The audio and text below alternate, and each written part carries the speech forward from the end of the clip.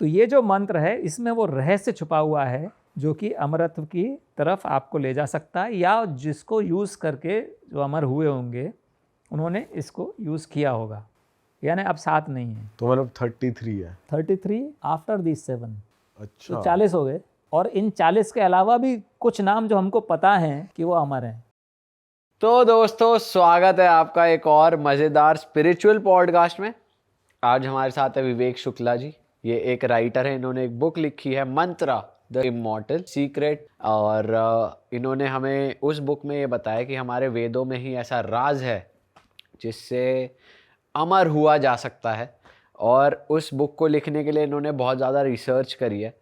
तो ऐसा इन्होंने इस बुक में बताया कि महादेव ने ही वो मंत्र दिया है, और वो मंत्र इतना आम है कि हम सब उस मंत्र का जाप करते हैं, पर वो मंत्र इतना ज़्यादा प्राचीन, इतना ज़्यादा स्पेशल, इतना ज़्यादा पावरफुल है कि हमें उसकी पावर का ही नहीं पता।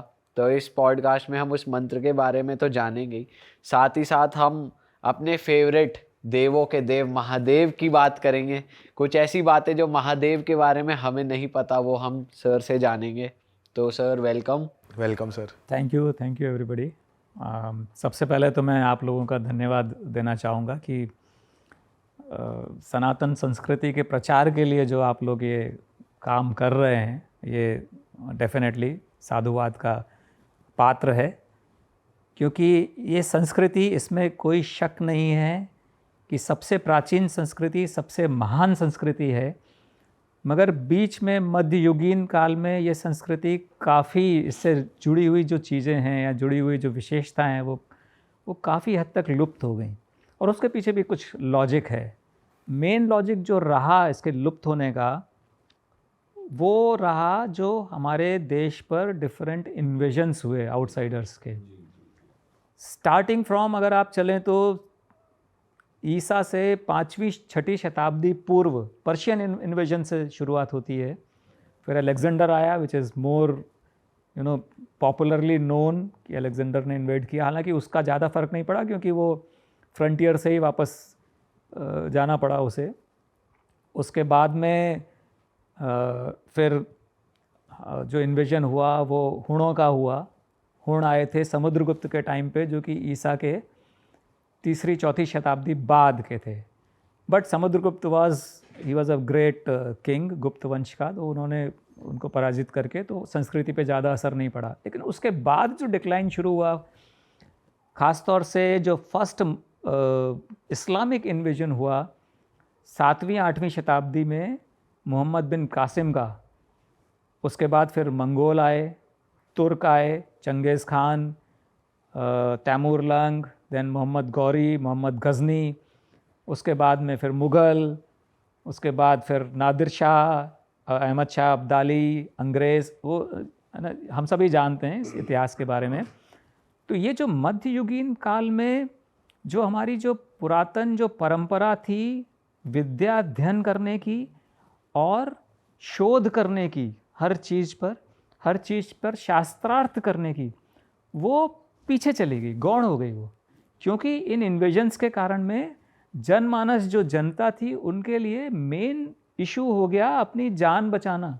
तो विद्या अध्ययन या शास्त्रार्थ या दूसरे जो संस्कृति से रिलेटेड जो चीज़ें थी वो पीछे छूट गई। उस समय तो बस ये था कि जान है तो जहान है, किसी तरीके से ज़िंदा रहे तो आगे सब कुछ हो जाएगा।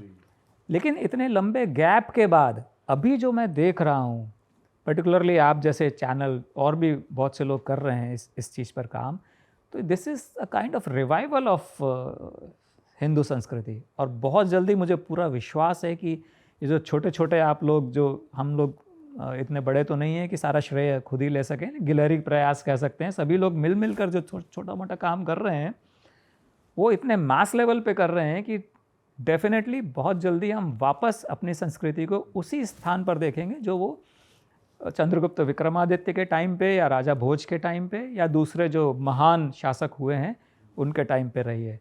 तो एक बार मैं फिर आप लोगों का साधुवाद करूंगा। एक अति उत्तम कार्य कर रहे हैं आप लोग, इसको काइंडली कंटिन्यू रखिए और बाकी जनमानस को भी अपनी संस्कृति से रूबरू कराते रहिए, परिचित कराते रहिए। बिल्कुल सर। तो बिना किसी देरी के शुरुआत करते हैं सर, महादेव के बारे में कुछ बताइए जो आम लोगों को नॉर्मल तौर पे पता हो पर गलत पता हो, या पता ही ना हो, कुछ ऐसी बातें अगर आप हमें बता सकते हैं। बिल्कुल। महादेव का आप भी इस बात को तो मानेंगे कि बिल्कुल डिफरेंट यूनिक कैरेक्टर है, एक अद्भुत व्यक्तित्व है जो कि और किसी देवता में आपको नहीं मिलेगा। बिल्कुल भोले भाले सीधे साधे भोलेनाथ कहलाते हैं। कोई उनकी किसी से डिमांड नहीं, कोई रिक्वायरमेंट नहीं, कोई एक्सपेक्टेशन नहीं। एक मृग चर्म पहनकर पहाड़ पे कैलाश पे भी रह लेते हैं, गली मोहल्ले में भी रह लेते हैं और शमशान में भी रह लेते हैं। उनका यानी कोई भी ऐसा उनका कोई कंपल्शन नहीं है कि मेरी पूजा अगर करनी है तो मैं प्रसन्न तभी होऊंगा जब आप 56 भोग चढ़ाओगे या कुछ विशिष्ट आरती करोगे या विशिष्ट कुछ करोगे। बेलपत्र चढ़ा दीजिए, प्रसन्न है। वो भी नहीं है तो केवल जल चढ़ा दीजिए, प्रसन्न है। और भोले तो इतने हैं कि भस्मासुर को वरदान दे दिया और फिर खुद बचते हुए भागे। पता होगा ना आपको, भस्मासुर को वरदान देके और खुद के अस्तित्व पे संकट आ गया, इतने भोले हैं। तो एक अद्भुत व्यक्तित्व है उनका। और आज की तारीख में भी अगर आप देखेंगे तो जनमानस जो है वो तुरंत से उनकी तरफ आकर्षित होता है, उनके प्रति भक्ति इमीडिएटली प्रकट होती है, क्योंकि लोग उनके व्यक्तित्व से बहुत जल्दी रिलेट कर पाते हैं। वो मनुष्यत्व के ज़्यादा नज़दीक नज़र आते हैं देवत्व से। सर कई लोग ऐसा भी कहते हैं कि ही वॉज द फर्स्ट योगी, वो पहले योगी रहे हैं, आदि योगी कहा तो जाता है। वैसे क्या है सच आपके हिसाब से? कई लोग कहते हैं शिव बस एक एलिमेंट है, शिव एक तत्व है। कई लोग कहते हैं हम ही शिव हैं, शिव हम सब में, हम ही शिव हैं। तो और कई लोग कहते हैं शिव आज भी कैलाश पे तपस्या कर रहे हैं। तो सच है क्या शिव के बारे में? एक अच्छी चीज़ आपने याद दिलाई। जो शिव के प्रति शिव के साथ खासियत है बाकी देवताओं से अलग जो उन्हें बनाती है, कि किसी और देवता का पृथ्वी पे निवास स्थान पता है क्या आपको? किसी का नहीं है। विष्णु क्षीर सागर में रहते हैं, वो कहाँ है किसी को नहीं मालूम। ब्रह्मा ब्रह्मलोक में रहते हैं, कहाँ है नहीं मालूम। देवता स्वर्ग में रहते हैं, कहाँ है नहीं मालूम। असुर पाताल में रहते हैं, कहाँ है नहीं मालूम। शिव कहाँ रहते हैं? कैलाश पे, सबको मालूम है। तो ये जो प्रॉक्सिमिटी है उनकी, वो उनको एक अद्भुत बनाती है, अद्भुत व्यक्तित्व प्रदान करती है। और इस कारण से बहुत जल्दी लोग उनके साथ रिलेट कर पा, अरे यार ये तो अपने जैसे ही हैं। और शिव के बारे में, या बेसिकली ये हमारी सनातन संस्कृति की एक खासियत है कि हम हर चीज़ को, हर इंसिडेंस को, हर घटना को, हर व्यक्तित्व को कई तरह से हम उस पर बात कर सकते हैं, डिफरेंट लेवल्स पे बात कर सकते हैं। स्थूल स्तर पे हम बात करते हैं जब शिव की, तो शिव हमको एक मनुष्य के जैसे दिखते हैं, जो हमने खासियत अभी डिस्क्राइब की उनके हिसाब से भी। और इसमें ही हम और आगे कर चलेंगे तो मैं इस पे वापस आता हूँ। तो स्थूल स्तर पे तो ऐसा होता है, और जो सूक्ष्म स्तर पे जब हम शिव की बात करते हैं, तो जो आपने कहा बिल्कुल सही कहा, और लोग भी बिल्कुल सही कहते हैं कि हमारे अंदर शिव, हमारी संस्कृति में कंकर कंकर में शंकर कहा जाता है, and it is absolutely true. सूक्ष्म रूप में शिव जो हैं वो सृष्टि का आधार हैं। अब आप इसमें एक थोड़ा सा कॉन्ट्रडिक्शन आता है कि लोग कहते हैं कि शिव तो सृष्टि के संहारक हैं, हाँ, डिस्ट्रॉयर हैं। इस पे भी हम चर्चा करेंगे, ठीक है ना। जस्ट रिमाइंड भी कि ऐसा क्यों है, और शिव जो है वो, मैं ऐसा क्यों कह रहा हूँ कि वो आधार हैं, ठीक है। बट अभी हम वापस स्थूल रूप में आते हैं उनके, जो हम बात कर रहे थे। कंकर कंकर में शंकर हैं, और जब वो मनुष्य के जब नज़दीक दिखते हैं, तो मैं जब मैंने किताब लिखना शुरू किया था तो मेरे दिमाग में एकदम से ये आया कि अगर शिव देवता नहीं होते तो क्या होते हैं। इमेजिन कीजिए, अगर देवता नहीं होते तो क्या होते। तो एकदम से समझ में आया कि वो एक किसान होते। क्यों? क्योंकि उनसे जुड़ी हुई जितनी भी चीज़ें हैं सब खेती किसानी से जुड़ी हुई चीज़ें हैं।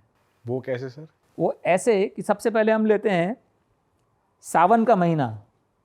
शिव को क्यों समर्पित है, किसी और को क्यों नहीं? क्योंकि सावन के महीने में मानसून आता है, और मानसून की अहमियत किसान से ज़्यादा कौन जानता है। ख़ास तौर से हम बात कर रहे हैं सतयुग की, त्रेता की, जब कोई बोरिंग वेल्स नहीं होते थे, you know. Monsoon used to be the main irrigation source. नदियों के अलावा जब मानसून नहीं है तब नदियाँ, तब नदियों पे आ जाते हैं। नदियों की अहमियत किसान से ज़्यादा कौन जानता है? जब मानसून नहीं है बाकी 8 महीने इरिगेशन कैसे होगा? नदियों से होता था। तो शिव क्या करते हैं? गंगा को कहाँ रखते हैं? सिर पे, जटाओं में रखते हैं। इतनी इज्जत जो जैसे हम कहते हैं कि वो उन्होंने नदियों का इम्पोर्टेंस समझाया है, गंगा को जटाओं में रख के। आभूषण क्या है उनके? नाग। अभी नाग जो हैं ये किसानों के सबसे बड़े मित्र हैं, क्योंकि चूहों से फसलों की रक्षा करते हैं। ठीक है, उसके बाद आप आ जाइए बैल। बैल। बैल, जो उनका वाहन है। कौन रखता है? किसान रखते हैं। तो इसके अलावा अभी आप आ जाइए कि 3 जो सबसे बड़े शूल जो हैं किसी भी किसान के लिए या खेती किसानी के लिए, जो शूल यानी क्या हुआ? कष्ट। त्रिशूल हैं, त्रिशूल यानी 3 शूल यानी 3 कष्ट। सबसे बड़े कष्ट क्या हैं किसानों के लिए या उस जमाने में जो हुआ करते थे? अतिवृष्टि यानी बाढ़, अल्पवृष्टि यानी सूखा कि मानसून नहीं है, अकाल पड़ गया, और तीसरा जो कीड़े मकोड़े, इंसेक्ट्स, टिड्डी दल। ये 3 सबसे बड़े शत्रु हैं, सबसे ज़्यादा जो किसानों को परेशान करते हैं। तो ये त्रिशूल से उन्होंने इंडिकेट किया और साथ में इनके सॉल्यूशन भी बताए। अल्पवृष्टि अगर है तो नदियां हैं, गंगा को धारण किया हुआ है। अतिवृष्टि अगर है, बाढ़, तो उसको कंट्रोल करने के लिए क्या किया है उन्होंने? गंगा को जटाओं में बांध लिया है। गंगा को डायरेक्टली फ्लो नहीं किया है। ऊपर से जब ब्रह्मा जी के कमंडल से जब वो गिरी है गंगा, तो पहले शिव ने जटाओं में धारण किया है, डायरेक्टली नहीं गिरने दिया है उसको। उसके वेग को कंट्रोल किया है और फिर उसको फ्लो करने दिया है। तो ये सीधा सीधा इंडिकेशन है कि आपको अगर बाढ़ पे कंट्रोल करना है तो आपको बांध होने चाहिए आपके पास में। और तीसरा क्या? जो टिड्डी दल है या जो कीड़े मकोड़े हैं, ये किससे भागते हैं? आज की तारीख में भी अगर आप देखोगे तो जैसे टिड्डी दलों का आक्रमण होता है अफ़गानिस्तान पाकिस्तान साइड से, हमारे राजस्थान पंजाब के एरिया में कुछ सालों में आक्रमण होता है। करोड़ों की संख्या में टिड्डियाँ आती हैं। अभी रिसेंटली भी हुआ था। तो उनको भगाने के लिए जो इकलौता आज की तारीख में भी जो किया जाता है गाँव में, रात भर जो है ढोल नगाड़े थाली साउंड से भागते हैं। ये सब बजाए जाते हैं, रात भर ग्रामीण जो है वो शोर मचाते रहते हैं, तब जो टिड्डियाँ भागती। तो डमरू को हम उससे एग्जैक्टली तो उसका सॉल्यूशन उन्होंने डमरू दिया। डमरू is nothing but miniature drums. तो उन्होंने 3 जो शूल हैं उनको भी आइडेंटिफाई किया हुआ है और उनके तीनों के सॉल्यूशंस भी दिए हुए हैं। तो इससे समझ में आता है कि वो अगर देवता नहीं होते। ये आपका पर्सनल थ्योरी है वैसे? पर्सनल मेरा परसेप्शन है, definitely perception of Shiv. Definitely. और एकदम अप्रोप्रिएट भी बैठ रहा है ये अगर देखा जाए तो। हाँ बिल्कुल। अच्छा, और दूसरी चीज़ जो क्या है, शिव को जो जब ये किसान अगर थे तो फिर उनके साथ में एक और चीज़ जुड़ती है। उनसे जुड़े हुए जितनी भी चीज़ें आप देखो तो वो सब इंडिकेट करते हैं मॉर्टेलिटी से इमॉर्टेलिटी की तरफ। फॉर एग्ज़ाम्पल, शिव को मृत्युंजय कहा गया, एक नाम है शिव का। शिव को महाकाल भी कहा गया है। महाकाल का मतलब क्या होता है? काल से परे। काल के भी 2 अर्थ हैं, काल यानी टाइम भी होता है और काल यानी मृत्यु भी होता है। तो टाइम से परे या मृत्यु से परे मतलब एक ही है, अमर। मृत्युंजय, महाकाल अमर हो गया। मृत्युंजय का क्या शाब्दिक अर्थ है? जिसने मृत्यु पे विजय प्राप्त की, यानी दोबारा से अमर, जो अमर हो गया। नाउ द पॉइंट इज कि अमर तो विष्णु भी हैं, तो उनको मृत्युंजय क्यों नहीं कहते? शिव को क्यों कहते हैं? तो कहीं ऐसा तो नहीं, ये मेरा पर्सनल परसेप्शन है कि शिव वाकई में एक किसान थे जिन्होंने सीक्रेट टू इमॉर्टेलिटी खोजा, अमरत्व का रहस्य खोजा, अप्लाई किया अपने ऊपर, अपनी फैमिली के ऊपर, और फिर इस रहस्य को इस तरह से कोड किया कि ये फ्यूचर में भी लोगों को अवेलेबल रहे, लेकिन कुछ गिने चुने लोगों को जो कि इसको समझ सके, जिनका इतना आस्तिक होना चाहिए, इतना विश्वास होना चाहिए और इतनी उनकी आईक्यू लेवल होना चाहिए कि उस कोडेड लैंग्वेज में जो सीक्रेट है उसको डिसिफर कर पाएँ। अभी मैंने ये क्यों कहा कि उनके सारी जर्नी जो है वो मॉर्टेलिटी से इमॉर्टेलिटी की तरफ। आप रुद्राभिषेक करते हैं, रुद्राभिषेक में क्या आइटम्स यूज़ करते हैं हम? दूध, दही, घी, शहद, गंगा जल। अब इन पे हम थोड़ा सा बात कर लेते हैं कि ये क्या है। उससे पहले हम ये समझते हैं कि इसका सीक्वेंस क्या है। दूध आप लेते हो, कच्चा दूध आप लेते हो, रखते हो, 4 घंटे में 6 घंटे में ख़राब हो जाता है, फट जाता है, ठीक है, अभी सर्दियाँ हैं तो शायद 1 आध घंटा एक्स्ट्रा हो जाए, बट गर्मियों में तो 4-6 घंटे से ज़्यादा नहीं चलता। जब आप उसको प्रोसेस करते हो, प्रोसेस इन द सेंस जब आप उसका दही जमा लेते हो, तो वो 1 दिन चल जाता है, 2 दिन चल जाता है। जब आप उसको फर्दर प्रोसेस करते हो, उसमें से मठा निकलता है जो 4 दिन चल जाता है, 6 दिन चल जाता है, 7 दिन चल जाता है। मठे से निकलता है मक्खन जो कि 2 हफ्ते, 3 हफ्ते, 4 हफ्ते चल जाता है। और मक्खन से निकलता है घी, which is an immortal substance. जो शुद्ध गाय का जो शुद्ध देसी घी होता है, दैट इज़ इमॉर्टल, वो कभी ख़राब नहीं होता। लाइक शहद, शहद इज़ इमॉर्टल सब्सटेंस। हड़प्पा कालीन जार में शहद निकला है। हड़प्पा कालीन यानी 4000 BC, यानी आज से 6000 साल पहले। वो आज भी ईटेबल है। 6000 साल पुराना रखा हुआ शहद इमॉर्टल हुआ। 6000 साल में जब खराब नहीं हुआ तो अब क्या होगा? गंगा जल तीसरी चीज़ है इमॉर्टल सब्सटेंस। आप गोमुख से या गंगोत्री से जल लेकर आइए, उसको रखे रहिए, आप सालों रखे रहिए, उसमें कभी कीड़े नहीं पड़ेंगे। दूसरा कोई पानी आप रख लीजिए, आप 4 दिन के अंदर कीड़े पड़ जाएंगे उसमें। अब आते हैं हम रुद्राभिषेक पे कि रुद्राभिषेक में यही चीज़ें क्यों यूज़ होती हैं। आपने दूध से, दही से, घी, मक्खन से घी, ये जर्नी क्या है? मॉर्टेलिटी से इमॉर्टेलिटी की तरफ जर्नी है ये। वही घी दूध के अंदर था ना, उसी में से निकला ना, लेकिन दूध फिर भी फट जाता है। तो जब हम दूध से दही, दही से मक्खन, मक्खन से घी की तरफ बढ़ते हैं, तो हम बेसिकली लॉन्जिविटी बढ़ा रहे हैं, उसका जीवन काल बढ़ा रहे हैं सब्सटेंस का। वही घी जो इमॉर्टल है वो दूध में भी है, दूध में ही है रादर, पहले भी था, फिर भी दूध फट जाता है। तो this is something analogous to our body and our soul. Soul immortal है, बॉडी मॉर्टल है। सोल अंदर है, बॉडी ख़त्म हो जाती है, सोल बचती है। तो बेसिकली जो हमारी संस्कृति में जो 4 जो हमारे पुरुषार्थ बताए गए हैं, धर्म, अर्थ, काम, मोक्ष। मोक्ष is your ultimate target in our culture. Ultimate target, वहाँ तक जाने का रास्ता क्या है? ऐसे ही है, प्रसंस्करण होते होते, प्रोसेसिंग होते होते वहाँ पहुँचते हैं, दूध से घी तक।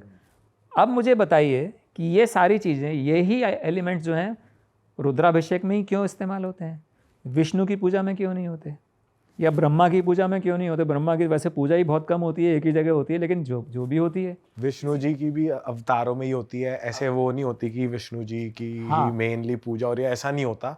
जैसे राम जी की पूजा होती है, कृष्ण जी की होती है। किसी भी और अवतार की पूजा में या देवता की पूजा में ये सीक्वेंस नहीं देखने को मिलेगा आपको, जो कि रुद्राभिषेक में मिलेगा। What does it indicate? वही चीज़ जो हमने मृत्युंजय और महाकाल के बारे में बात किया, ये प्रोसेस, ये these are again indications of Shiv's journey from mortality to immortality. अब ये इमॉर्टेलिटी का रहस्य है, ये हमको उन चीज़ों से भी समझ में आता है या मालूम पड़ता है। हमने सुना है कि शिव ने पार्वती को अमरनाथ की गुफा में अमरता का रहस्य सुनाया था, ये तो आपने सुना होगा। वहाँ पर एक कबूतर का जोड़ा रहता था, उन्होंने सुन लिया, वो अमर हो गए। तो आज भी जब लोग बाग जाते हैं अमरनाथ यात्रा पे, तो वो कबूतरों का जोड़ा मिलता है, ठीक है ना? यानी कोई रहस्य तो है। यही रहस्य शिव जी ने दूसरी बार, क्योंकि उस समय पार्वती जी की नींद लग गई थी, जब दोबारा से सुनाया, तो वो रहस्य मत्स्येंद्र नाथ ने सुना, जो कि मानसरोवर झील के अंदर मछली के फॉर्म में थे, और वो सुनकर वो अमर हो गए, जिन्होंने आगे चलकर नाथ पंथ को एस्टैब्लिश किया। तो ये रहस्य है, ये तो समझ में आता है अलग अलग चीज़ों से, उसके इंडिकेशंस भी हैं। और ये इससे भी समझ में आता है कि जो जिससे ये इस किताब की शुरुआत होती है, वो एक श्लोक जो दिया हुआ है, जो पद्म पुराण में दिया हुआ है, और मार्कंडेय ऋषि ने लिखा है, अश्वत्थामा बलिव्यासो हनुमानश्च विभीषण कृपा परशुरामश्च सप्ततई चिरजीविन। ये 7 जो हैं चिरजीवी हैं, 7 अमर लोग हैं। प्रश्न ये उठता है कि 7 ही क्यों हैं, 70 क्यों नहीं? इन 7 ने ऐसा क्या किया जो कोई और नहीं कर पाया? या कहीं ऐसा तो नहीं है कि ये मार्कंडेय पुराण में लिखा हुआ है 7? मार्कंडेय पुराण कब लिखा गया था? हज़ारों साल पहले। तो क्या बीच के हज़ारों साल में कोई 8वां, 9वां, 10वां कोई नहीं हुआ? प्रश्न उठता है ना, अपने एक जिज्ञासा उठती है कि यार ऐसा कुछ तो स्पेशल किया होगा उन्होंने, इन 7 ने। या तो स्पेशल पूजा की, स्पेशल हवन किया, स्पेशल डाइट ली, स्पेशल एक्सरसाइज की, कुछ ना कुछ तो किया। तो वो क्या है? नंबर 1। नंबर 2, वही चीज़ दूसरा कोई क्यों नहीं है? 7 के बाद 70 क्यों नहीं हुए? तो जब इस पे जब बात होना शुरू हुआ, जब रिसर्च होना स्टार्ट हुआ तब समझ में आया कि ये जो पहला जो क्वेश्चन है कि इन्होंने क्या स्पेशल किया, ये है एक आयुर्वेदिक फार्मूला जो कि एक मंत्र में, और वो मंत्र है ऋग्वेद के 7वें मंडल के 4थे अध्याय में लिखा हुआ है। वशिष्ठ मुनि ने लिखा है वो। मैं उसको खुलासा नहीं करूँगा क्योंकि then it will be a spoiler for the book, क्योंकि उसका हमने उसमें क्वेश्चन ही जो ब्लर्ब है उसमें दिया हुआ है कि वो कौन सा प्राचीन मंत्र है जिसमें अमरत्व का रहस्य छुपा हुआ है। बट आप सर कर सकते हैं खुलासा वो प्लीज हमारी जनता को अब यहाँ से ऐसे मत भेजो कि वो डिसअपॉइंट हो जाए। आप कर दो खुलासा। मैं केवल वो आपकी किताब भी ले लेंगे, मैं पढ़ेंगे भी जरूर, बट हम चाहते हैं हमारे पॉडकास्ट के जरिए भी थोड़ा सा आप करें। अच्छा, मैं ये इंडिकेशन जरूर देता हूँ कि मंत्र जो शब्द है उसके कई अर्थ हैं। संस्कृत भाषा में एक ही शब्द के कई अर्थ होते हैं। तो अगर आप संस्कृत की डिक्शनरी भी उठाकर देखेंगे तो मंत्र का एक जो शाब्दिक अर्थ है वो है रहस्य, which I was also not knowing earlier, कि मंत्र का एक अर्थ रहस्य भी है। ठीक है, तो ये जो मंत्र है इसमें वो रहस्य छुपा हुआ है जो कि अमरत्व की तरफ आपको ले जा सकता है, या जिसको यूज़ करके जो अमर हुए होंगे उन्होंने इसको यूज़ किया होगा। उसके बाद जो दूसरा जो आंसर प्रश्न उठता है कि ऐसा क्या हुआ कि 7 के बाद में 8वां 10वां 7 क्यों, 70 क्यों नहीं, 700 क्यों नहीं? भाई जो सीक्रेट से 7 बने उससे 70 भी बन सकते हैं, 700 भी बन सकते हैं। तो फिर जब जो ख़ास तौर से मैं जिक्र करूँगा जो नाथ पंथ की जो किताबें हैं, जो गोरखनाथ ने लिखी हैं जैसे, या जिसकी पर्टिकुलरली मैं यहाँ बात कर रहा हूँ, स्वात्मा राम ने लिखी है हठ योग प्रदीपिका। उसमें उन्होंने 33 अमर लोगों के नाम दिए हैं, यानी अब 7 नहीं है, तो मतलब 33 है। 33 आफ्टर दीज 7, अच्छा, तो 40 हो गए। और इन 40 के अलावा भी कुछ नाम जो हमको पता हैं कि वो अमर हैं।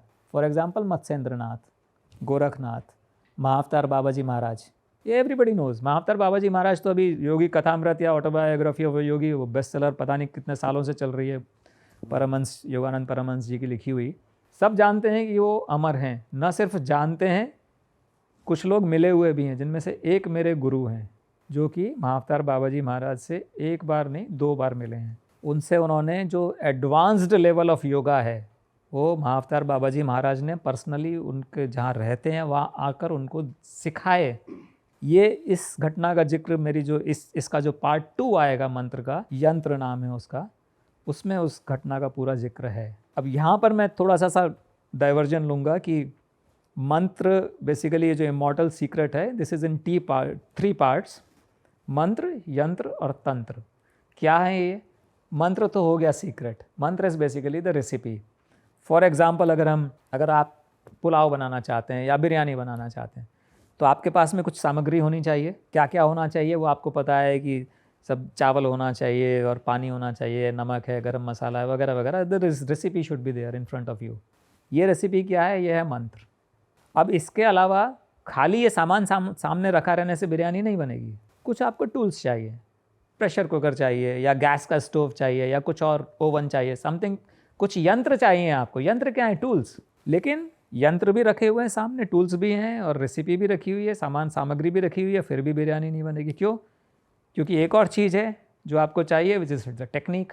कब क्या डालना है, कितनी देर रखना है, कितनी सीटी देनी है कुकर में अगर है, कितनी देर ठंडा करना है, कैसे सर्व करना है, that is the technique which is तंत्र बेसिकली। तो जब ये तीनों चीज़ें मिल जाती हैं तब जो बिरयानी बनेगी वो आपको खाने में मज़ा आएगा। That will be the perfection, perfect रहेगी वो। तो ये 3 पार्ट्स में है। अभी मंत्र ये लॉन्च हुई है, यंत्र पे अभी काम चल रहा है जिसमें कि टूल्स पे हम बात करेंगे कि कौन से ऐसे टूल्स हैं। यहाँ पर मैं आपको एक और चीज़ कवर करता हूँ कि इस मंत्र में अगेन जो जितनी भी जो चीज़ें जुड़ी हुई हैं शिव से जुड़ी हुई हैं, क्योंकि शिव ने अमरता का इसका रहस्य उन्हीं को मालूम है, उन्होंने ही खोजा है और इसको कोड किया है। और इसके जो हिंट्स हैं वो 12 ज्योतिर्लिंग में छोड़े हैं। जो 12 ज्योतिर्लिंग हैं हमारे देश में, इसमें प्रश्न ये उठता है कि उनको ज्योतिर्लिंग क्यों कहते हैं। आप गए होंगे ज्योतिर्लिंग में, वहाँ कोई ज्योति जलती दिखी आपको? कहीं नहीं दिखती। फिर ज्योतिर्लिंग क्यों बोलते हैं? बिकॉज यहाँ ज्योति इज़ बेसिकली इंडिकेटिव ऑफ ज्ञान। तमसोमा ज्योतिर्गमय एक हमारा एक श्लोक है, यानी तम यानी अंधकार से प्रकाश की ओर ले चलो। अंधकार से प्रकाश का सिंपल मीनिंग नहीं है, जैसे हमने कहा हमारी संस्कृति में हर चीज़ को आप अलग अलग तरह से आप डिस्कस कर सकते हैं। तम यानी अज्ञान, अंधकार यानी अज्ञान, उससे ज्योति की तरफ ले चलो यानी ज्ञान की तरफ ले चलो। तो ये ज्योतिर्लिंग जो हैं ये वो 12 लोकेशंस हैं जहाँ पर शिव ने ज्ञान का प्रकाश फैलाया, ज्योति नहीं है वहाँ पर कोई। बट सर हर ज्योतिर्लिंग की अपनी एक कहानी है, अपनी कहानी, एक स्टोरी है, तो उसको भी डिकोड करना होता है। एग्जैक्टली हर ज्योतिर्लिंग की अपनी एक विशेषता है, हर एक के पीछे अपनी एक कहानी है। फॉर एग्जांपल सोमनाथ को प्रथम ज्योतिर्लिंग माना जाता है, उससे जुड़ी हुई कहानी आपने सुना होगा कि चंद्रमा रोहिणी नक्षत्र पे दक्ष की जो है वो 27 बेटियां थीं, उनमें से 27 की का विवाह हुआ था चंद्रमा से, बट चंद्रमा आसक्त थे रोहिणी नक्षत्र के ऊपर, तो दक्ष ने क्रोधित होकर श्राप दिया और उनको क्षय रोग हो गया, जिसको कि आजकल टीबी कहते हैं। वो सुना होगा ना, और do I need to repeat that? आप कर ही दो, अब शुरू करिए, तो कई लोगों को जिनको नहीं पता होगा उनको पूरा पता चलना चाहिए। तो चंद्रमा की मैरिज हुई थी, 27 दक्ष की पुत्रियां थीं। 27 बेसिकली नक्षत्र हैं ये। तो चंद्रमा सबसे ज़्यादा आसक्त थे रोहिणी के ऊपर, तो बाकी जो उनकी 26 सिस्टर्स थी उन्होंने अपने पिता से कंप्लेन किया कि वो हमारे ऊपर ध्यान नहीं देते हैं। तो दक्ष ने एक दो बार समझाया चंद्रमा को, लेकिन वो नहीं माने, तो दक्ष ने फिर उनको श्राप दिया क्षय रोग होने का। तो चंद्रमा को क्षय रोग हुआ। अभी जब वो रोग हुआ तो फिर चंद्रमा परेशान हुए, तो वो पहुँचे शिव जी के शरण में, और शिव जी ने फिर उनको उस रोग से मुक्ति दिलाई। और चंद्रमा ने उनसे ये वरदान मांगा कि आप सोमनाथ है ना, चंद्रमा के नाथ, सोम इस चंद्रमा बेसिकली, कि आप सोमनाथ में स्वयं उपस्थित हो, विराजित हो और वहाँ पर उनकी ज्योतिर्लिंग की स्थापना हुई। प्रथम ज्योतिर्लिंग कहा जाता है। ऐसे हर ज्योतिर्लिंग की अलग अलग कहानियाँ हैं, और उन सभी का जो इतिहास है या जो उनकी कहानी है, उससे जुड़ी हुई जो किंवदंतियाँ हैं, वो सारी इस किताब में मैंने उनको समावेश करने का प्रयत्न किया। आपका जो सवाल था कि मंत्र का कौन सा मंत्र है, तो इसका हेडिंग्स से ही इसका आंसर मिल जाता है। वो मंत्र है बेसिकली महामृत्युंजय मंत्र। अभी मज़ेदार बात यह है कि महामृत्युंजय मंत्र इतना कॉमन मंत्र है कि ज्योतिर्लिंग से, सारे ज्योतिर्लिंग से लेके गली मोहल्ले के छोटे से छोटे मंदिर में भी आपको वो लिखा हुआ मिल जाएगा। और हम घर पे भी पूजा करते हैं तो उसका जाप करते हैं, घर में कोई भी पंडित भी आते हैं तो वो उसका जाप करते हैं। और इसको माना जाता है कि इवन जो मृत्युशैया पे व्यक्ति जो पड़ा हुआ है, मृत्यु का सामने आ रहा है, उसको अगर महामृत्युंजय मंत्र का जप करते हैं तो उसकी तबीयत ठीक हो सकती है। इसका शाब्दिक अर्थ क्या है? एक तो नॉर्मल अर्थ है, अगेन हम उसी एक टिपिकल हैबिट, उस पिकुलरिटी पे आ रहे हैं संस्कृति के, कि मल्टीपल मीनिंग्स हैं। महा का अर्थ क्या है? The great. मंत्र का हमने बता दिया ऑलरेडी, इट इज़ सीक्रेट। बहुत से अर्थ हैं, लेकिन उनमें से एक अर्थ है रहस्य। और मृत्युंजय मतलब मृत्यु पे विजय प्राप्त करने वाला। तो अब महामृत्युंजय मंत्र का सीधा सीधा अर्थ क्या हो गया? The great secret of winning over death, और इन अदर वर्ड्स मोक्ष प्राप्ति का। मोक्ष नहीं, मोक्ष इज डिफरेंट, और अमरत्व इज डिफरेंट। ठीक है, अमरत्व इज है उसी बॉडी में, उसी बॉडी को कंटिन्यू करते हुए। मोक्ष में आप मृत्यु के बाद आप पुनर्जन्म होता है, फिर आप कोशिश करते हो, कई जन्मों के बाद में मोक्ष की प्राप्ति होती है। लेकिन अमरत्व जो है वो उसी बॉडी को रखते हुए, जैसे बाबा जी महाराज की हम बात कर रहे थे अभी, Mahavatar Baba ji Maharaj, he is said to be having a diamond body, वज्र, उनका जो देह है वज्र देह कही जाती है, डायमंड बॉडी। इसीलिए वो हज़ारों साल से हैं, लेकिन अभी भी वो 30-35 साल के ही नज़र आते हैं, उम्र बढ़ती नहीं है उनकी। तो महामृत्युंजय मंत्र यानी सीधे सीधे इसका ट्रांसलेशन हो गया the great secret of winning over death, और the great secret of for immortality. But इसको यूज़ कैसे करना है वो आप अपनी नेक्स्ट बुक में बताओगे? हाँ, वो यूज़ करने के लिए जो टूल्स चाहिए वो यंत्र में आएगा, जो टेक्निक चाहिए वो तंत्र में आएगा। बट सर आपको मतलब इतनी श्योरिटी कैसे है कि यही वो मंत्र है? क्योंकि इसकी तो जप कई लोगों ने कितनी बार भी कर लिया होगा, बट आपको इतनी श्योरिटी कैसे है कि हाँ ये वही मंत्र है? हाँ, वेरी गुड क्वेश्चन। इसके लिए हमको फिर से उसके तह में जाना पड़ेगा कि इसमें जो वर्णन है, जो डबल मीनिंग है। अच्छा, डबल मीनिंग क्यों है? बड़ी सिंपल सी चीज़ है। जब शिव ने इसकी खोज की, इस रहस्य की, और इसको उन्होंने फ्यूचर जनरेशन्स के लिए रखा भी, लेकिन उनको ये भी सुनिश्चित करना था कि ये गलत हाथों में नहीं पड़ जाए। फॉर एग्जाम्पल, अगर ये रहस्य अगर हिटलर को मिल जाता या ओसामा बिन लादेन को मिल जाता, ये लोग अगर अमर हो जाते तो सर्वनाश हो जाता पृथ्वी का। सही बात है। इसलिए उन्होंने क्या किया, इसको कोड किया और उसकी कुंजी गुरु शिष्य परंपरा में छोड़ी। उसका जो कि पहले तो इसको समझना ही बहुत मुश्किल है, अगर समझ में आ भी जाए तो भी यूज़ तब तक नहीं कर पाओगे जब तक कि गुरु आपको उसकी की नहीं देगा फाइनली, डिजिटल की, कि आपको पता तो है सामने लॉक लगा हुआ है लेकिन you don't know the code, the numbers. जब वो नंबर्स मिलेंगे तब वो लॉक ओपन होगा।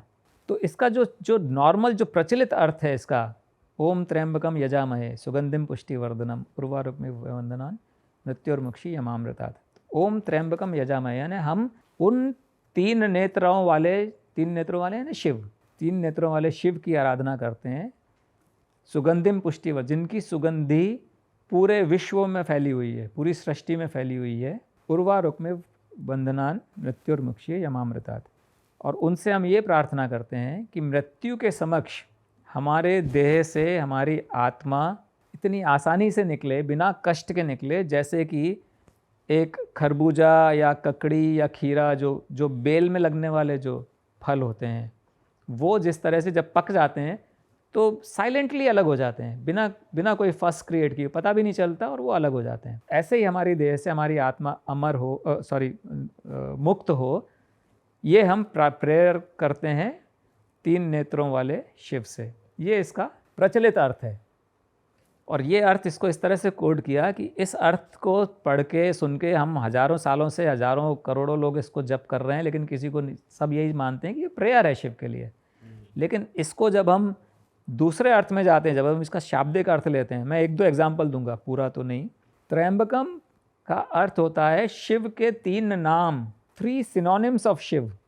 अब अगर आप संस्कृत लैंग्वेज में देखेंगे तो शिव के जो 3 सिनोनिम्स हैं उनमें है एक शिलाजीत, दूसरा है पारा, तीसरा है धतूरा।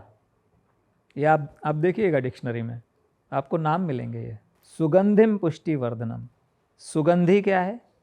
आयुर्वेद में सुगंधी कहते हैं सल्फर को, ठीक है। अभी इंग्रेडिएंट्स आपको रेसिपी मिलनी स्टार्ट हो रही है।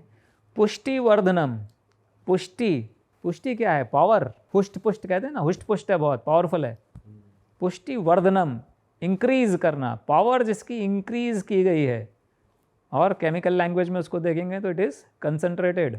तो ये एलिमेंट्स हैं, इनको जब इनका जो रिएक्शन जो बनेगा आयुर्वेद के हिसाब से, वो जो जिस्ट बनेगा, that will provide you with longevity. अब प्रश्न आपका जो the wonderful question you asked कि आप श्योर कैसे हैं कि ये चारों पांचों चीज़ों को मिला के कुछ करने से, और वो हम आते हैं इस पे रिसर्च पे। आज की तारीख में जो साइंस जो रिसर्च कर रही है, और ये रिसर्च लॉन्जिविटी के ऊपर पूरे विश्व में 50 इंस्टीट्यूशंस में चल रही है। स्टैनफोर्ड यूनिवर्सिटी में चल रही है, हेब्रू यूनिवर्सिटी में चल रही है, मेलबोर्न यूनिवर्सिटी में चल रही है, टोक्यो यूनिवर्सिटी में, बहुत जगह ये रिसर्च चल रही है लॉन्जिविटी पे। अभी अमृत पे नहीं चल रही है, अमृत तो उनके लिए बहुत दूर की कौड़ी है। अभी उम्र बढ़ाने पे कि जो नॉर्मल एज है ह्यूमन बींग्स की, वो 70 से 80 हो जाए, 100 हो जाए, 125 हो जाए, 150 हो जाए, that will be a big achievement for the modern science. मज़ेदार बात यह है कि ये जो रिसर्च चल रही है, ये एक पर्टिकुलर वर्म पे चल रही है सभी जगह पे। सी एलिगन नाम है उस वर्म का। और उस पे ही क्यों चल रही है? क्योंकि उसका जीवन काल जो है वो 2 हफ्ते का होता है, रफली 14-15 दिन का। नंबर 2, उसका जो सेलुलर स्ट्रक्चर है वो ह्यूमन बींग से काफ़ी मिलता जुलता है। तीसरा, उसका डीएनए इज़ वेरी सिंपल। उसके साथ में आप फिडल आसानी से कर सकते हो, उसको मैनिपुलेट आसानी से कर सकते हो। तो ये 3 रीजंस के कारण that is the perfect guinea pig जिसको हम कहते हैं, जिसके ऊपर ये एक्सपेरिमेंट्स चल रहे हैं। अब एक एग्जांपल लूँगा मैं केवल। जब इस सी एलिगन के ऊपर, ये रिसर्च पेपर में है, these are published papers available on Google, आप देख सकते हैं। सी एलिगन के ऊपर एक उसके माइटोकॉन्ड्रिया में जब एक पर्टिकुलर मॉलिक्यूल इंसर्ट किया गया तो उसका लाइफ स्पैन डबल हो गया, यानी 2 हफ्ते से 4 हफ्ते हो गया। और वो मॉलिक्यूल क्या था? हाइड्रोजन सल्फाइड, H2S गैस जो हम कहते हैं, जो हम प्रैक्टिकल्स करते हैं स्कूल्स में, जिसकी बड़ी तीखी गंध होती है, H2S। अभी आप हमने जो मंत्र में जो अवयव जो लिए, उसमें सल्फर है, उसमें बाकी चीज़ें हैं, उनका एक बाई प्रोडक्ट अगर आप केमिकल इक्वेशन बनाओगे तो H2S निकलेगा। तो क्या ये केवल एक कोइंसिडेंस कह सकते हैं? दूसरा एग्जांपल हम लेते हैं, उसी सी एलिगन पे कैनबिस के साथ में, कैनबिस क्या है? भांग, ठीक है ना, शिव। इसलिए मैं ये कह रहा हूँ कि ये सारी चीज़ें शिव से जुड़ी हुई हैं, तो हम घूम फिर कर वापस वहीं आते हैं, Shiv's journey from mortality to immortality. कि रहस्य किसने, जो आप कह रहे हो ना इतने कॉन्फिडेंट कैसे हो, रहस्य शिव ने ही, उनसे जुड़ी हुई सारी चीज़ें हैं यार। भांग का जब प्रयोग किया कैनबिस का, तो 35% उसका लाइफ इंक्रीज हो गया। छोटा मोटा नहीं, 1-2% तो एरर में चला जा सकता है। तो भांग है, धतूरा है, अब धतूरा यहाँ आ गया, और ये सारी पॉइजनस चीज़ें। एक और प्रश्न जो आप पहले भी पूछ रहे थे कि सारी पॉइजनस चीज़ें क्यों शिव से, इसी कारण से जुड़ी हुई हैं सारी पॉइजनस। कोई भी एलिमेंट होता कब है पॉइजनस? जब वो एक पर्टिकुलर क्वांटिटी से ज़्यादा लिया जाता है, देन इट बिकम्स टॉक्सिक। हर एलिमेंट की एक पर्टिकुलर वैल्यू होती है जहाँ तक वो एडवांटेजेस, या तो एडवांटेजेस रहेगा या फिर वो न्यूट्रल रहेगा, कोई असर नहीं करेगा। जब वो जैसे कहते हैं ना, अति सर्वत्र वर्जयेत, अति किसी भी चीज़ की होती है तो वो नुकसान करती है। ऐसे ही ये जो टॉक्सिक विष भी है, विष भी क्योरिंग के लिए, उपचार के लिए इस्तेमाल होता रहा है, इन द राइट क्वांटिटी। अगर अप्रोप्रिएट क्वांटिटी में यूज किया जाए पॉइजन, तो उम्र बढ़ाने के लिए एज अ कैटलिस्ट यूज हो रहा है वो। एग्जैक्टली। तो ये जो सारी जो विषैली वस्तुएं, ये शिव से ही रिलेटेड क्यों हैं? इन सब का रोल है। बट सर शिव जी तो क्वांटिटी देखते ही नहीं थे, वो तो पूरा हलाहल ग्रहण कर लिया था उन्होंने, या उन पे जितना ही धतूरा चढ़ा दो, जितनी भांग, उन्हें तो बहुत। अभी ये भी एक इंडिकेशन है कि शिव ने ही क्यों हलाहल पिया। विष है ना, और फिर भी नहीं मरे, अमर हुए। तो ये भी एक इंडिकेशन है कि विष के थ्रू ही, विषैली वस्तुओं के थ्रू ही प्रॉपर उनका प्रोसेसिंग करके प्रॉपर क्वांटिटी में, दैट में लीड टू द सीक्रेट। उसका रीजन ये भी था, उन्होंने यहीं रोक लिया। हाँ, गले में रोक लिया था, इसीलिए नीलकंठ कहलाए, गला नीला पड़ गया उनका। जी। लोग उन्हीं के आड़ में करते हैं। फिर बात ये भी आती है, वो महादेव थे, या महादेव बन गए। इसका एक और रीज़न भी है कि ऋग्वेद में कहीं शिव का उल्लेख नहीं है, that is also surprising. Vishnu हैं, ब्रह्मा हैं, रुद्र हैं, शिव नहीं है। शिव आते हैं यजुर्वेद में। तो ये भी एक पॉसिबिलिटी बनती है कि वो वाकई में एक किसान थे, कि उन्होंने एक्सप्लोर करते करते जब ये उनको सीक्रेट मिल गया, and after a few thousand, कुछ 100 ईयर्स या 1000 ईयर्स, जब लोगों ने देखा कि अरे यार इन पे तो कोई असर ही नहीं होता, ये तो एजिंग ही नहीं हो रही इनकी, then they started considering him as God. But sir आपने ये नहीं सोचा कि अगर वो किसान ही थे तो उनका कद तो ह्यूमनली बॉडी से काफ़ी बड़ा है। ये बड़ा है या छोटा है, आई डोंट नो, बिकॉज मेरे सामने कभी आए नहीं है। ऐसा भी कहते हैं शिव का ना आदि है, ना अंत है, ना कोई बिगिनिंग है, ना एंड है। हाँ। तो फिर एक किसान की तो बिगिनिंग है कि उसको किसी ने बनाया है, बट शिव ने ही पूरी दुनिया बनाई है, ऐसा आपने कहा खुद ही। हाँ। कि शिव बनाने वाले हैं, बल्कि लोग कहते हैं शिवा द डिस्ट्रॉयर। बट तो फिर ये हम डिफरेंट, थोड़ी कॉन्ट्राडिक्शन नहीं हो रही थ्योरी? एग्जैक्टली। ये कॉन्ट्राडिक्शन तब नहीं होगी जब हम रीम में, हम डिफरेंट रीम में बात, डिफरेंट लेवल पे जा रहे हैं। अब हम स्थूल से सूक्ष्म में जा रहे हैं। जब सूक्ष्म लेवल पे उसका विश्लेषण करते हैं तो सर थोड़ा आप एक्सप्लेन कर सकते हैं ऑडियंस को, सूक्ष्म क्या होता है, स्थूल क्या होता है? डिफरेंट लेवल हो गया बेसिकली। जैसे सूक्ष्म यानी physical form, physical is your स्थूल फॉर्म, और जो दूसरा फॉर्म है सूक्ष्म फॉर्म में, उसको शिव को ही अगर हम लें, या एनर्जी है, या वो सारी चीज़ें इंटेंजिबल चीज़ें हैं जिन पर हम मनन कर सकते हैं, चिंतन कर सकते हैं, लेकिन शायद हम उनको स्पर्श नहीं कर सकते। एनर्जी कह सकते हैं। Energy, yes, energy is that. तो शिव सृष्टि का आधार भी हैं, और ये कंसेप्ट कहाँ से आया हुआ है? अर्धनारीश्वर से। अर्धनारीश्वर का अगर आपने देखा होगा, या अर्धनारीश्वर को समझने के लिए हमको शिवलिंग को थोड़ा समझना पड़ेगा। शिवलिंग बहुत ज़्यादा कंट्रोवर्शियल टॉपिक है हमारे सनातन धर्म में, लोगों ने इसको अलग अलग तरीके से ले रखा है। मैं आपका परसेप्शन जानना चाहता हूँ, आपको क्या लगता है? Yes, very true. पर्टिकुलरली जो फॉरेन जो स्कॉलर्स आए और उन्होंने वेदों का अध्ययन किया या हिंदू धर्म का अध्ययन किया, उन्होंने हमेशा ये सिद्ध करने की कोशिश की है, ये उनकी समझ थी कि शिवलिंग यानी हम लोग हिंदू लोग जो है वो फैलस वर्शिप करते हैं, उसका कुछ मजाक भी बनाया गया कि मतलब हीनता की दृष्टि से देखा गया, क्योंकि उनका जो विज़न है वो वहीं तक सीमित है। उन्होंने केवल शेप देखा कि पुरुष लिंग है, स्त्री योनि है, इसलिए ये फैलस वर्शिप है, बट उसके पीछे का जो फिलॉसफी है वो उन्होंने नहीं समझा। वो शायद उनका उतना परसेप्शन भी नहीं रहा होगा। बेसिकली लिंग जो शब्द है, ये इसका जो शाब्दिक अर्थ है वो है चिन्ह, प्रतीक या जेंडर। जेंडर भी होता है, जैसे स्त्रीलिंग इज़ योर फेमिनिन जेंडर, पुरलिंग is your masculine gender, neuter gender. Now Shivling is the fourth gender. Fourth in the sense कि एक तो हो गया masculine gender, feminine gender, third is neuter gender which is absence of the first two, जो ना masculine है ना feminine है, वो है neuter gender. What about that gender जो कि दोनों है, मैस्कुलिन भी है और फेमिनिन भी है, that is the fourth gender. इसलिए शिवलिंग में आपको दोनों जेंडर दिखेंगे। मैं उनको उनकी बुराई नहीं करता, मैं उनको गलत नहीं समझता, उनके परसेप्शन के हिसाब से they could see only the phallus and the yoni, because both are together. और ये जो शिवलिंग है टुगेदर से फोर्थ जेंडर से क्या मतलब है? This is basically an attempt to teach the masses about the cosmos. सृष्टि के बारे में समझाने के लिए एक बड़ा सिंपल सा तरीका, अगर जनता को, जैसे कि हमने पहले बात किया कि जिस समय ज्ञानार्जन जो पीछे चला गया, जान बचाना मेन उद्देश्य हो गया, उस समय अगर आपको किसी को फिलोसॉफिकल डिस्कशंस करते, कोई अगर कोशिश भी करता है कि सृष्टि कैसे बनी और इसमें एनर्जी है और मास है और मैटर है और स्पेस के फॉर्म में विष्णु हैं और टाइम के फॉर्म में काल जैसे कहते हैं वो शिव हैं, तो लोगों को समझ में भी नहीं आता और इंटरेस्ट भी नहीं होता। इसलिए इन सबको स्टोरीज़ के फॉर्म में कन्वर्ट किया गया, शिवलिंग के फॉर्म में एक प्रतीक बताया गया कि इसको अगर आप समझेंगे तो इस सृष्टि का अर्धनारीश्वर का 3 डायमेंशनल अर्धनारीश्वर का अगर आप फोटो देखेंगे कि आधा फेस पुरुष का आधा फेस स्त्री का, वो एक फ़ोटो है, एक पर्टिकुलर इंस्टेंट पे लिया हुआ, वो 2 डायमेंशनल रिप्रेजेंटेशन ऑफ कॉस्मोस है। उसी का 3 डायमेंशनल रिप्रेजेंटेशन इज़ शिवलिंग। इसको अगर आप जोड़ने की कोशिश करेंगे, समझने की कोशिश करेंगे, तो सिंपल सी बात यह है कि अर्धनारीश्वर में जो आधा जो पार्ट जो पुरुष का है वो शिव हैं और आधी शक्ति हैं, ठीक है ना। Shiv is what? मैटर और पदार्थ, जो हम अभी बात कर रहे थे, स्थूल, जिसको हम देख सकते हैं, समझ सकते हैं, फील कर सकते हैं। द शक्ति part is energy.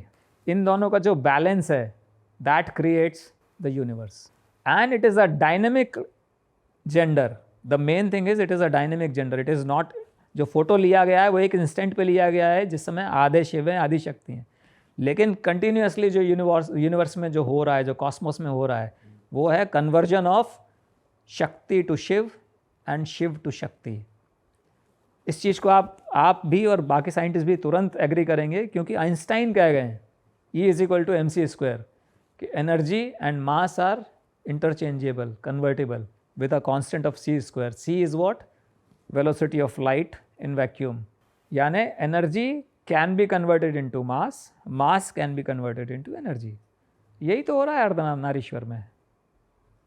mass is Shiv, energy is शक्ति, and entire universe में आप देखेंगे तो कहीं पर ग्रहों का जन्म हो रहा है, where energy is being converted into mass. वहीं उसी समय किसी और जगह one star is dying, mass is getting converted into energy. So this is a cycle which is continuously happening, mass to energy, matter to energy and energy to matter. So this जो हम आधा पुरुष आधा स्त्री का photo देख रहे हैं वो डायनेमिक है। वो कभी सृष्टि की शुरुआत में it was entirely energy, entirely सृष्टि की शुरुआत वहाँ से हुई, entirely energy, केवल शक्ति। उस समय का अगर आप अर्धनारीश्वर का अगर फोटो देखोगे तो सिर्फ शक्ति दिखेंगी, उसमें शिव नहीं दिखेंगे। Slowly and slowly when energy started getting converted into mass, matter, Shiv का जो अंश है, जो प्रोपोर्शन है, वो बढ़ना शुरू हुआ।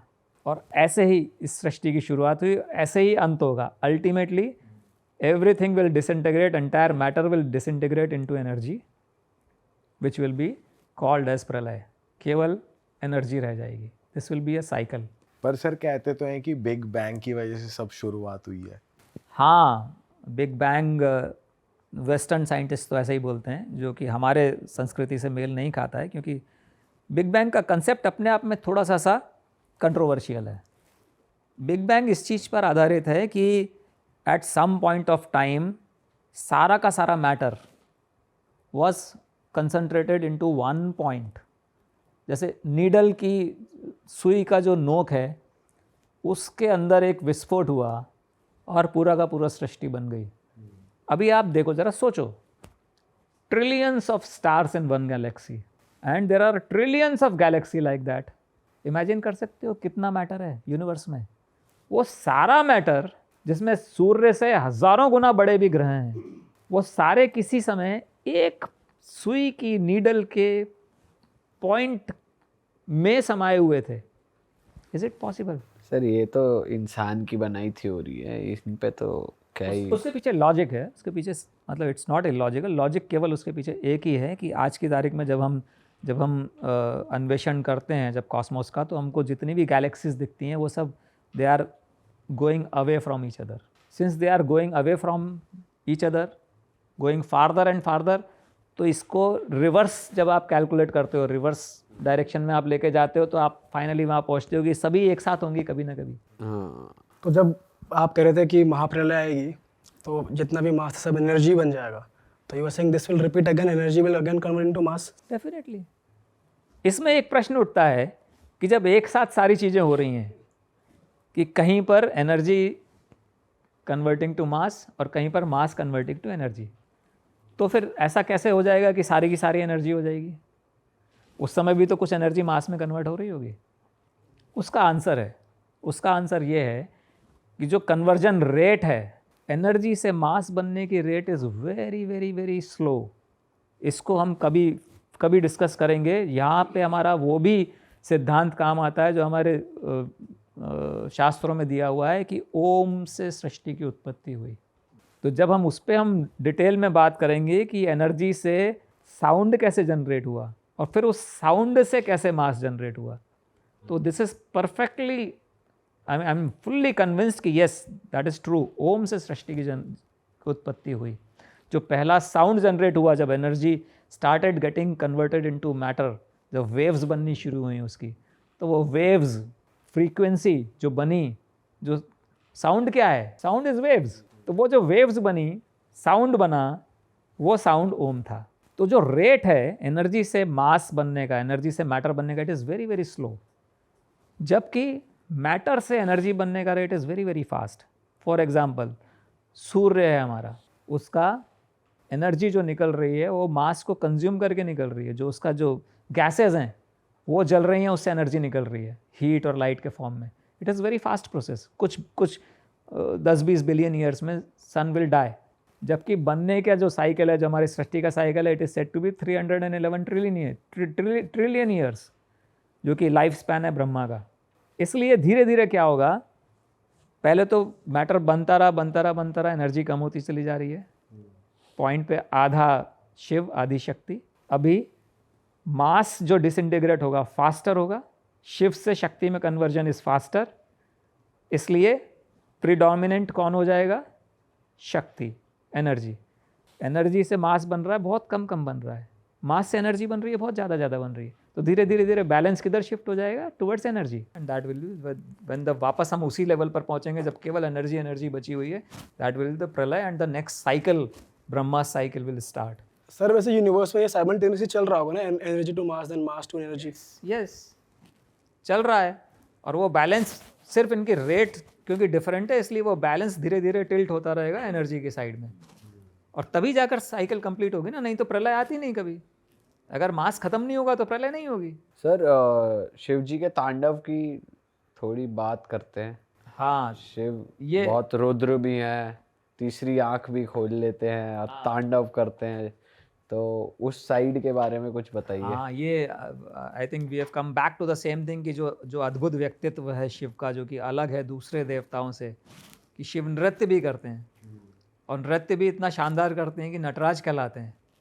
और जब तांडव करते हैं तो उससे इतनी एनर्जी निकलती है कि पूरी सृष्टि खतरे में पड़ जाती है। जो सबसे प्रचलित जो तांडव जो जो कहा जाता है, जो सुनने में आता है, वो तब उन्होंने जब किया जब सती ने सेल्फ इमोलेशन किया दक्ष प्रजापति के यज्ञ में शिव जी को नहीं बुलाया गया, तो सती फेल्ट सो बैड कि मेरे पति का अपमान हुआ है, कि वो यज्ञशाला में कूद कर उन्होंने आत्मदाह कर लिया।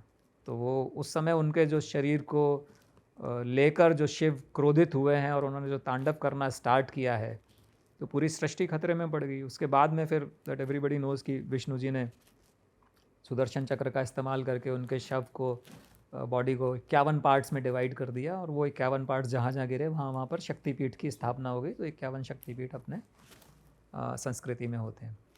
बट ये जो कहानी है कि यज्ञ में नहीं बुलाने का से जो अपमान हुआ शिव का और उस कारण से Sati, this is actually not the entire story.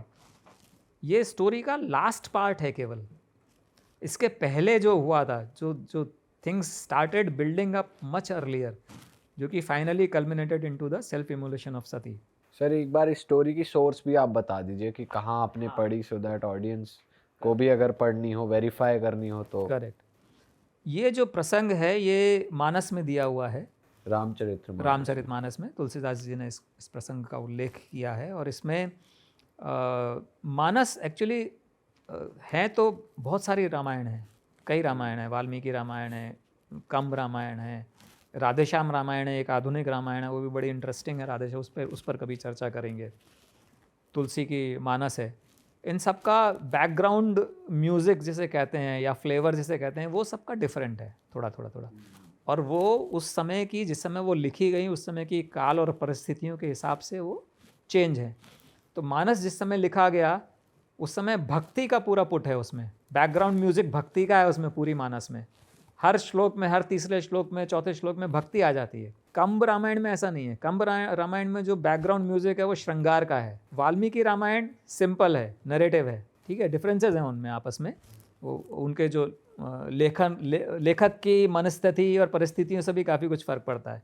तो मानस में ये उल्लेख किया है, 50 जगह उल्लेख किया है तुलसीदास जी ने कि शिव राम के भक्त हैं और राम शिव के भक्त हैं, ठीक है। राम ने जब लंका पे चढ़ाई की तो सबसे पहले शिवलिंग की स्थापना की रामेश्वरम में, पूजा की, उसके बाद में ही उन्होंने युद्ध किया। सिमिलरली राम जो स्वयं विष्णु के अवतार हैं, उनके सबसे बड़े भक्त हैं हनुमान, जो कि शिव के अवतार हैं। तो राम के अवतार के भक्त शिव के अवतार। कई जगह पर तुलसीदास जी ने ये शो किया है, जिक्र किया है कि शिव बार बार प्रणाम करते हैं राम को। और ये जो प्रसंग जिसकी मैं बात कर रहा हूँ, ये एक्चुअली स्टार्ट ही इस चीज़ से हुआ कि शिव और सती कैलाश पर थे और शिव जी ने कुछ मुस्कुराए और प्रणाम किया। तो सती को आश्चर्य हुआ कि स्वामी आप तो स्वयं ईश्वर हैं, आप किसको प्रणाम कर रहे हैं? तो शिव ने बोला कि नहीं, विष्णु के साक्षात अवतार हैं, पुरुषोत्तम, मर्यादा पुरुषोत्तम राम, वो वन में भटक रहे हैं इस समय, मैंने उनको प्रणाम किया। ये प्रसंग है सीता अपहरण के तुरंत बाद का, जब सीता जी रावण ले गया है उनको और राम और लक्ष्मण वन में भटक रहे हैं, उनको ढूंढ रहे हैं और बहुत ज़्यादा परेशान हैं। मतलब उस समय उनकी जो कहते हैं जो मनुष्य लीला, नर लीला कर रहे हैं, वो उस समय उनमें ईश्वरत्व नहीं है। हालांकि उनको मालूम है कि सीता लक्ष्मी का अवतार है, उनका कुछ होने वाला नहीं है, अपहरण करने से कुछ नहीं होने वाला, लेकिन वो नर लीला कर रहे हैं। तो वो काफ़ी परेशान हैं और इवन पेड़ पौधों से और जीव जंतुओं से सबसे पूछ रहे हैं कि सीता को कहीं देखा गया, सीता को कहीं देखा गया। तो सती जब ये देखती हैं तो उन्हें बड़ा आश्चर्य होता है, उनके मन में एक संदेह उत्पन्न हो जाता है कि आप तो कह रहे थे कि विष्णु के अवतार हैं और ये तो इस तरह सामान्य पुरुषों की तरह बिहेव कर रहे हैं। एक तो विष्णु के अवतार हैं, लक्ष्मी की अवतार, सीता को कोई राक्षस उठा के ले गया, तो कुछ समझ में नहीं आ रहा, कुछ संदेह उनके मन में हो गया कि पता नहीं। तो उन्होंने शिव जी से पूछा कि स्वामी अगर आप आज्ञा दें तो मैं छोटा सा इनका एक परीक्षा लेना चाहती हूँ। मुझे समाव मेरे को हजम नहीं हो रही ये बात, गले से नहीं उतर रही कि विष्णु के अवतार होकर इस तरह का इनका रिएक्शन होना चाहिए इस स्थिति में। तो शिव कुछ कहते नहीं है, मना ज़रूर करते हैं कि नहीं देवी ऐसा मत करिए आप, लेकिन उन्हें भी समझ में आ जाता है कि अब ये तो स्त्री हट है, उनके दिमाग में आ गया है, तो आज्ञा दे देते हैं। तो सती क्या करती हैं कि उसी वन में, उसी रास्ते पर जिस पे राम और लक्ष्मण आ रहे हैं, सीता का रूप धर के उस पे उनकी तरफ चलती हैं, ये सोच के कि जब सीता को देखेंगे सामने से आते हुए तो प्रसन्न हो जाएंगे, जो उनका जो अभी जो अवस्था है वो ठीक हो जाएगी। जब वो सामने से आती हैं तो राम रुक के उनको देखते हैं और फिर प्रणाम करते हैं उनको और कहते हैं कि माता, इस निर्जन वन में आप अकेली कैसे घूम रही हैं, महादेव कहाँ हैं?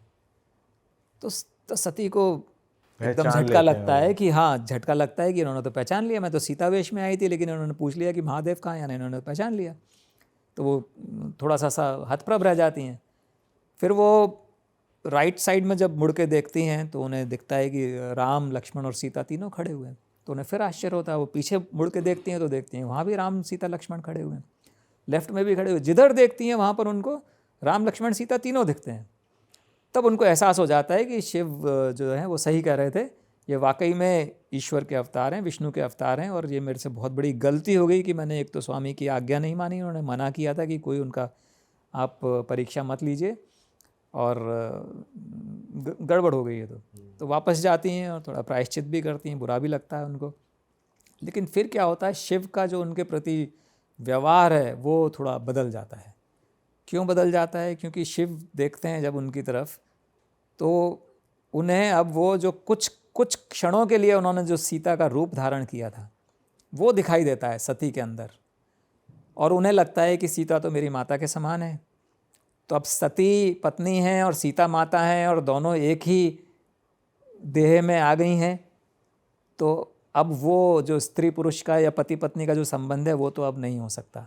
इस कारण से कुछ समय बाद जब उनका व्यवहार बदलता है तो सती को भी समझ में आ जाता है कि अब व्यवहार बदल गया है इनका, अब मेरे साथ इनका जो प्रेम था वो कुछ हट गया है, वो एक अलग डायरेक्शन में चला गया, एक अलग फ्लेवर में चला गया है। तब उनको लगता है कि मेरे से पहले तो भूल हुई, मैंने आज्ञा का उल्लंघन किया, दूसरे अब ये कभी भी मुझे पत्नी रूप में स्वीकार नहीं करेंगे, इसलिए अब इस देह को रखने का कोई फ़ायदा नहीं है, कोई औचित्य नहीं है। अब मुझे अगर शिव को पति के रूप में पाना है तो मुझे ये देह छोड़ के नई देह लेकर दोबारा से इनसे विवाह करना पड़ेगा, तभी मैं इनकी पत्नी बन पाऊंगी। तो ये यहाँ से उनके मन में ऑलरेडी ये चीज़ भरी हुई थी, ये this has started building up in her mind. उनको समझ में आ गया था कि अब यही रास्ता है। उसी समय जो दक्ष ने जो यज्ञ किया, दक्ष बेसिकली जब प्रजापति उनको बनाया गया, Prajapati is a title basically, तो प्रजापति बनाया गया तो जैसे कि इसमें मानस में लक्ष्मण जी ने कहा है, जब भरत आते हैं रामचंद्र जी से मिलने के लिए, जब ये लोग वन में हैं और भरत पूरी सेना लेकर आते हैं राम को वापस लाने के लिए, लेकिन राम और लक्ष्मण क्या समझते हैं कि ये सेना लेके हमको मारने आ रहे हैं। लक्ष्मण पर्टिकुलरली ये समझते हैं कि भरत सेना के साथ आ रहे हैं, इसका मतलब इनके मन में खोट है, अब ये श्योरिटी करना चाह रहे हैं कि 14 वर्ष बाद भी राज्य इनके पास ही रहे, इसलिए सेना लेके आ रहे हैं। तो ये उनके मन में था। तो उस समय वो कहते हैं राम से कि पद मिलने के बाद में जिसको घमंड नहीं हुआ हो ऐसा कौन है, यानी हर किसी को कुर्सी मिलने के बाद में वो दिमाग ख़राब हो ही जाता है। ऐसा ही कुछ दक्ष के साथ हुआ। तो जब उनको जो घमंड आया, जो ईगो उनकी इन्फ्लेट हुई, तो उन्होंने बड़ा सा यज्ञ का आयोजन किया, दुनिया भर को बुलाया, 10,000 20,000, जैसे हम बड़ी बड़ी शादी पार्टी करते हैं तो जितने ज़्यादा लोग उतनी ज़्यादा हमारी इमेज अच्छी होगी ऐसा मान के चलते हैं, वैसे ही कुछ उनकी भी मेंटालिटी थी दक्ष की। सबको बुलाया लेकिन शिव को नहीं बुलाया, क्योंकि शिव उनके दामाद थे और उनको पसंद नहीं थे। पसंद इसलिए भी नहीं थे क्योंकि शिव, जो कि उनकी स्पेशलिटी है कि नंग धड़ंग रहना और कुछ करना नहीं और बस पूरे टाइम सन्यासियों की तरह रहना, तो वो somehow he didn't like him, इसलिए उन्होंने जानबूझ के नहीं बुलाया। सती वहाँ पहुँची तब भी शिव ने मना किया सती को। जब शिव के दक्ष के यज्ञ में भाग लेने के लिए सारे देवता जा रहे थे अपने अपने विमानों से, कैलाश के ऊपर से निकल रहे थे, तब सती ने उनसे पूछा था कि प्रभु ये सारे देवता लोग कहाँ जा रहे हैं? तब शिव ने बताया उनको कि आपके पिताजी ने ऐसा यज्ञ का आयोजन किया है और ये सब उसी में जा रहे हैं। तो वो खुश हो जाती हैं कि अरे वाह, पिताजी ने यज्ञ का आयोजन किया है तो मैं भी जाती हूँ, मैं भी उसमें शामिल होंगी, मेरे घर में मायके में इतना बड़ा यज्ञ हो रहा है, कितनी अच्छी बात है। तब शिव उनको मना करते हैं पहले एक बार कि नहीं, आप मत जाइए। और जैसा कि तुलसी ने ही कहा है कि आवत ही हर्षत नहीं, नैनन नहीं सने, तुलसी तहाँ न जाइए, कंचन बरसे में है, यानी ऐसी जगह पे कभी नहीं जाना चाहिए जहाँ पर आपके जाने से किसी को खुशी ना हो और नैनो से स्नेह नहीं टपके। तो ऐसी जगह कभी मत जाइए, भले ही वहाँ पर कंचन बरसे ने सोने की बारिश हो रही हो तो भी मत जाइए ऐसी जगह पे। तो यही सीख जो है वो शिव ने सती को दी कि आप मत जाइए। हालांकि पिता के घर, मित्र के घर, स्वामी के घर और गुरु के घर, ये घर ऐसे हैं जहाँ पर बिना बुलाए भी जाना चाहिए, लेकिन वहाँ जाने पर आपका वेलकम नहीं होगा। इसलिए मेरी ये मंशा है कि आप ना जाएं। लेकिन सती नहीं मानी, गई वहाँ पर। फिर वो जो भी वहाँ हुआ उनको अपमान का समझ में आया, तो उन्होंने, तो वो प्रेशर ऑलरेडी बिल्डअप हो गया था, और that was the last nail in the coffin. वहाँ पर आकर उनका धैर्य जवाब दे गया और उन्होंने आत्मदाह कर लिया। So that is a basic story behind it. और फिर हुआ शिव का तांडव। फिर तांडव हुआ शिव का। ये साइड पता नहीं थी सर हमें कि पहले ये बिल्डअप जो आपने बताया, हमें तो यही पता था एंडिंग का कि यज्ञ में नहीं बुलाया, यज्ञ में नहीं बुलाया था। बट काफी दैट अच्छा वाज द लगा फाइनल सीन एक्चुअली। हाँ।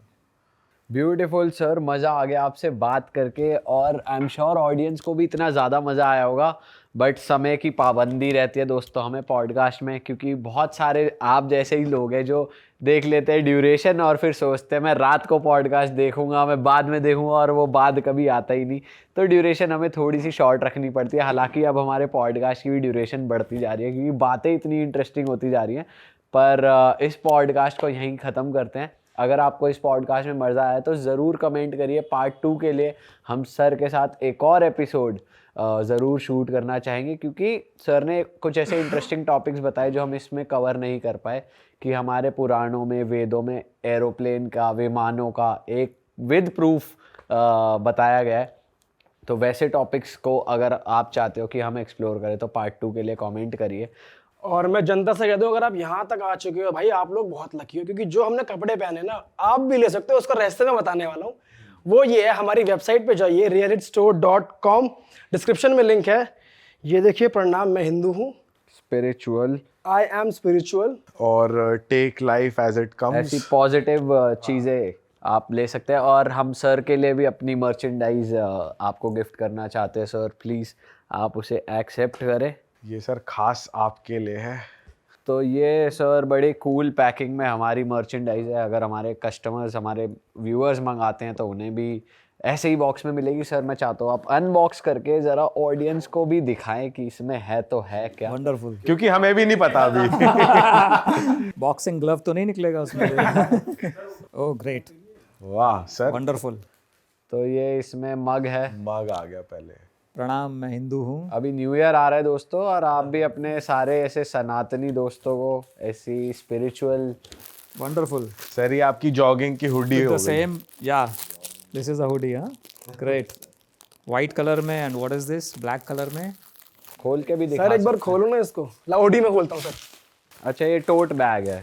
ये सर बैग है, आप बैग में हुडी रख के या अपना के कोई भी कीमती सामान इसमें रख सकते हैं। भाई ये कितनी तगड़ी चीज बना रहे हैं यार हम। भाई लो ना इसको जाके यार। सर से तो लो फीडबैक। सर आप बताओ आपको बहुत ही कैसा लगा? बढ़िया, अद्भुत है, बहुत सुंदर, सर कपड़ा कैसा लग रहा है? वंडरफुल। क्वालिटी सही है। हाँ बिल्कुल, पहनोगे इसको आप? शानदार। अरे यार क्यों नहीं, क्यों नहीं, क्यों नहीं। दोस्तों आप भी अपने दोस्तों को, अपनी फैमिली मेंबर्स को, या आप खुद को फैब्रिक इज वंडरफुल, बहुत बढ़िया। एक अच्छा सा गिफ्ट दे सकते हैं, एंड प्राउडली ऐसे अच्छे स्पिरिचुअल कपड़े पहन सकते लाइव हैं। फीडबैक आपने सुनी लिया है कि कपड़े की क्वालिटी बढ़िया है। बहुत बहुत अच्छी क्वालिटी है। Thank you sir. मैं जनता को यही बता दूं कि भाई ये ना मल्टीपल कलर्स में अवेलेबल है, जाके वेबसाइट पे जरूर चेकआउट करें। मिलते हैं इसी के साथ नए पॉडकास्ट में। और सर की बुक का लिंक डिस्क्रिप्शन में है। सर की बुक खरीदें, पढ़ें, और सर को भी अच्छा फीडबैक दें, ताकि जो इनका सेकंड पार्ट आने वाला है यंत्र, वो जल्दी से रिलीज हो और उसका भी एक अलग पॉडकास्ट हो। फिलहाल टिल देन मिलते हैं आपसे नए पॉडकास्ट में। हर हर महादेव, महादेव, हर हर महादेव। जय भोले। जय भोले।